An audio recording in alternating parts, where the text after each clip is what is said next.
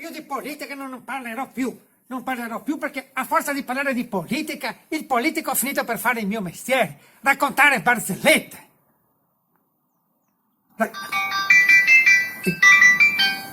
Renzi, mi sta chiamando Renzi. Pronto?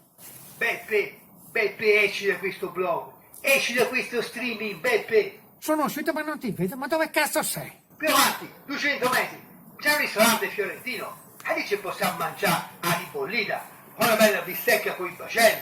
Ma io voglio mangiare il pesto alla genovese, voglio mangiare. E lo fanno pure. E l'importante, come dicono a Roma, è che si mangia.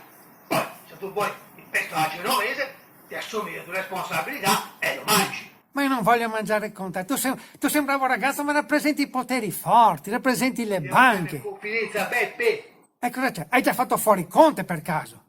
No, Beppe, c'è che io ho l'amante segreta. E chi sarà mai? La Rosy Bindi?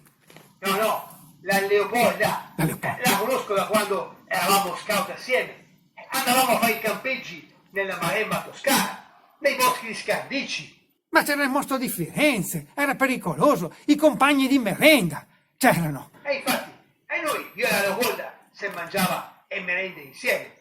Ecco perché adesso è il ministro dell'istruzione.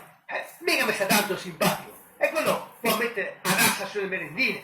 Ma dimmi una cosa, ma quando hai fatto l'amore per la prima volta con la Leopolda, ma cosa ci hai detto? Dimmelo, cosa ci hai detto? Ma niente perché gli ho detto, Leopolda, girati e stai serena. È la stessa cosa, dico anche a te, Beppe. Beppe, girati e stai sereno. No, non mi giro affatto.